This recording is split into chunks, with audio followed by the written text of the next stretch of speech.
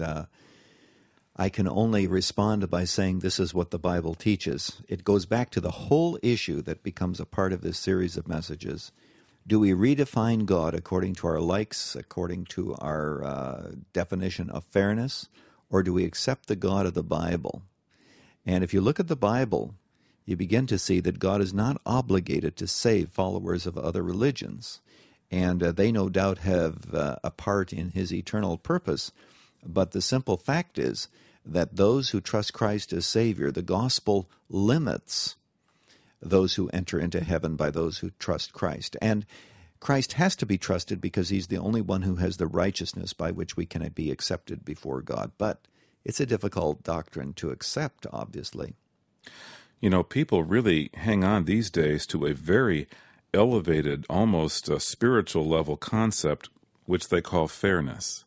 And fairness is, of course, defined by each person in their own way. But in so doing, this concept gives them the sense that they can't tolerate the idea of a God who's this exclusive.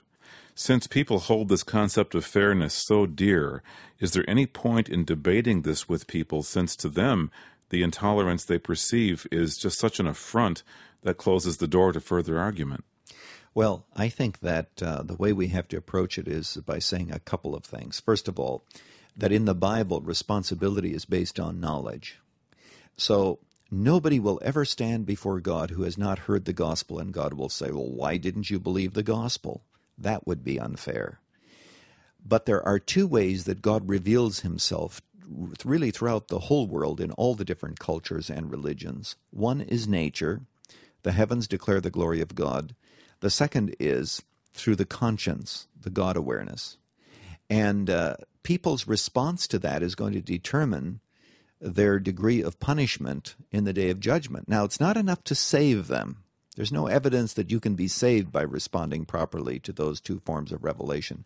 But it most assuredly is going to be the basis upon which they will be judged. That's why Jesus said that he who knew God's will and did it not shall be beaten with many stripes. The person who didn't know God's will be beaten with few.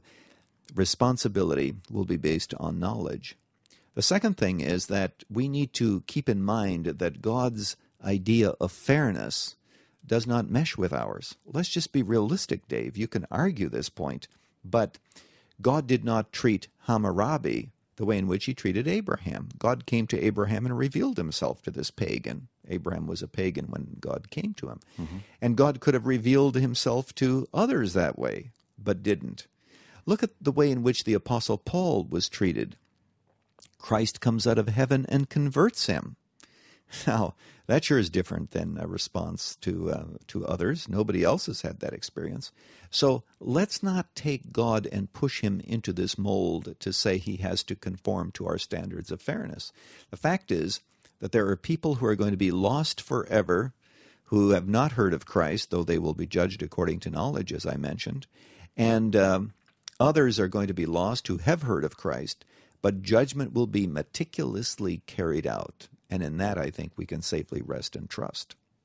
You referred to the wider mercy view of some theologians, in which God is said to extend his salvation to those who didn't hear the message but really believe sincerely what they did believe. Yes, and then God credits them with the righteousness of Christ, and they don't know that they're saved by Jesus until they die and get to heaven and find out it's Jesus. Is this a symptom of evangelicals who just have to have a fairness element in their concept of God as well? Yes, and the problem with the view, though I can be sympathetic with it in some respects, is that the view is not found in the Bible.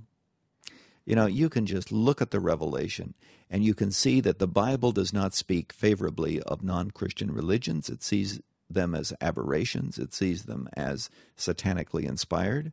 And you can say what you will, but you can't be saved through confidence in other religions, because only Christ is able to save. Now, this raises the question. We are predicating all this on the assumption that what's in the Bible is a closed revelation. There's no new revelation to be given to us. That's the assumption, right? Yes. Okay, let me ask you this. When I was very young, I was very conscious of the lostness of people without Christ. When I was young, those around me agreed that there was a strong need for missionaries and so on. Do you think that sense of urgency is the same today as it was 25 years ago? I don't think so, though I'm not qualified to be the one necessarily to give a definitive answer. But I think that now that Heaven's Gate has been opened wider by a lot of different evangelical theologians, some of which say that you can be saved through other religions, or if you die without Christ, you will be annihilated, and there will be an opportunity to accept Him in the life to come. All of these ideas are percolating in the evangelical church. The urgency probably is not there anymore. But let me just simply say, in this very difficult doctrine, and I agree that it is difficult, and I sympathize with those who struggle, the simple fact is, it highlights once again the uniqueness of Jesus, number one, and number two, the urgency that there is in getting the gospel message to people. Dr. Erwin Lutzer, concluding another message in his series on 10 Lies About God and Why You Might Already Be Deceived. On Monday, don't miss lie number 6, that God is not responsible for natural disasters. Running to Win comes to you from Chicago's Moody Church. Our current series on 10 Lies About God raises many deep questions about the purposes of God in the world. These issues deserve study, and that's why 10 Lies About God can be yours as a series on CD, cassette, or MP3.